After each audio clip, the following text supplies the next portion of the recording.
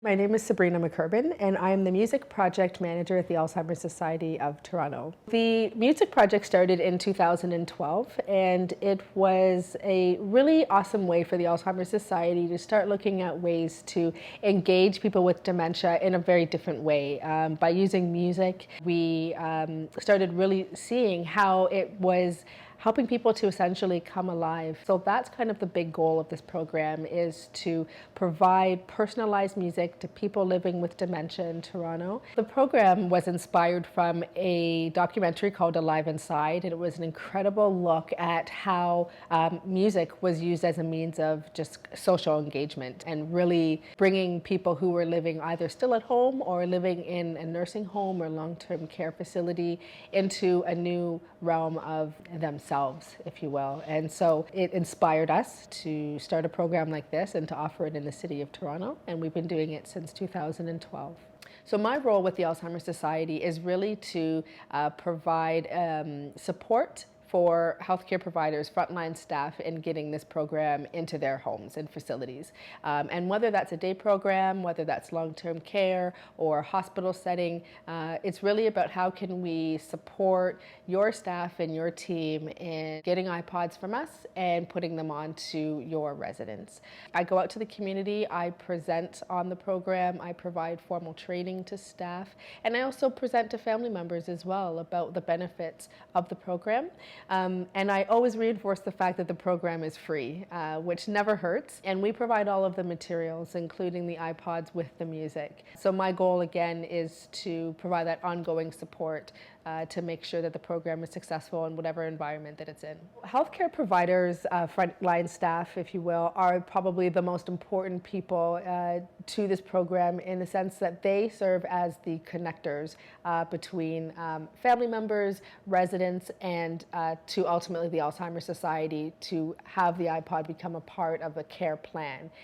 So healthcare providers really carry that message forward, and they're also usually the ones that help to put the iPod on at the beginning of the day, the middle, or the end of the day, to let families know how things are going, and to really be that touch point throughout the process. The purpose of this video is to provide some tools to healthcare providers around how they can either get involved with the program if they've been on the fence about it, or deepen their involvement with the program if they already are involved. I found that in the work that I do over a number of years with many facilities, the program runs in very different ways depending on the resources that are available, staffing, time at different homes.